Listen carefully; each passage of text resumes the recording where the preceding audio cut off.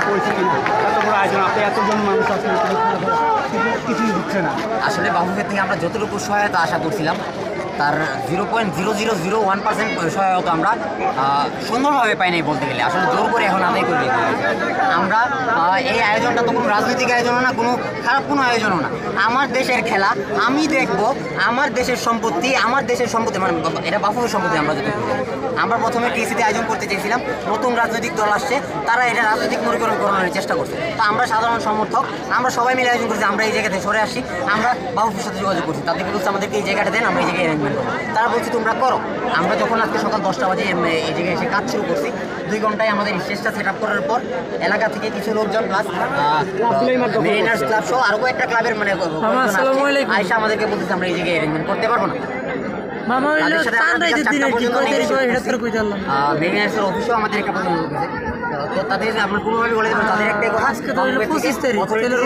আমাদের সাথে যোগাযোগ করতে। আমরা সারাদিন তারপর বাবুদের অথরিটির সাথে সবার সাথে যোগাযোগ করার চেষ্টা করছি, কিন্তু কাউকে আমরা ফোনে পাইনি। তারা আমাদেরকে অনুমতি দিয়ে তারা আমাদের করতেছিল। তারপর 4:30টার দিকে বাবুর জিএস আমরা লাইনে পেয়ে জিএসকে টাচা পেয়েছি, তখন পরিস্থিতি জানানোর পর জিএস বলছে আমি কথা বলছি, ঠিক আছে তোমরা কাজ শুরু করো। আমরা আমাদের স্টুডেন্টটা পুরোটা কমপ্লিট করে দেয়। পর্যন্ত যাওয়ার পর আবার এলাকা থেকে মানে যে লোকগুলো আসছিল তারা এসব বলতেছে তোমরা কাজ বন্ধ করো, বাবু থেকে আমাদের সাথে কোনো যোগাযোগ করা হয়নি। তোমরা যদি কাজ চালায় যাও তোমরা এইসব জিনিসপত্র নিয়ে যেতে পারো। এই সবগুলো জিনিসের দাম প্রায় অর্ধ কোটি টাকা। আমরা যদি রিস্ক নিয়ে তখন কাজটা শুরু করতাম তাহলে এই জিনিসগুলো যদি করতে দিত তাহলে এটা দায়ভারটা কে নিত? শেষ পর্যন্ত আমরা 7:30 পর্যন্ত অপেক্ষা করছি, বাবুর সাথে আবার যোগাযোগ করার চেষ্টা করছি।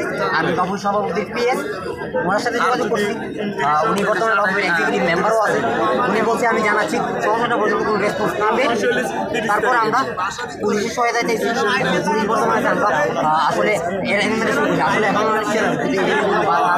কোনো সমস্যা হয় আসলে কী হবে আমরা জানি না, কিন্তু এতগুলো মানুষের আবেগ, এতগুলো মানুষের সময় সেন্টিমেন্ট, আমরা যে অর্ধ সময় মানে অর্ধ হাতটা মিস করছি, এত যে এক্সাইটমেন্ট ছিল আমাদের বছর 2019 সাল থেকে আমাদের একটা আগ্রহ ছিল, এই আগ্রহের এই সেন্টিমেন্টের জায়গাটা যে নষ্ট করলো এটার আসলে সামনে এই এলিমেন্টটা ব্যাঘাত ঘটে। আমরা আসলে চেষ্টা করতে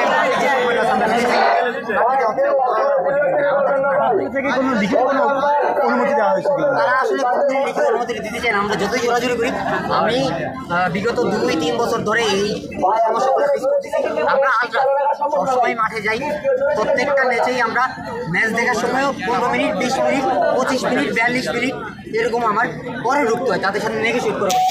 গত ম্যাচে মানে গত মাধ্যমের সাথে গত ম্যাচগুলোর আগেও আমি তাদের সাথে এইভাবে ডিল করার চেষ্টা করছি, তাদেরকে লিখিতও দিচ্ছি আমার এই সমস্যাগুলো।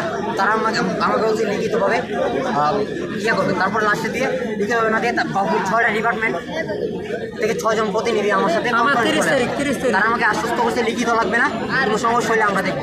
বসুন্ধরা কিংস নেই, তারপরেও আমাদের বসুন্ধরা কিংস নেই, ওই সাথে সমস্যা কী করে ওই সময় আমরা তাদেরকে ফোন দিই প্রত্যেকবারের মতো এবারের মতো তারা কখনোই ফোন রিসিভ করে না। ওই সময় এন্ড অফ দ্য মোমেন্ট তারা গিয়ে মানে সবাই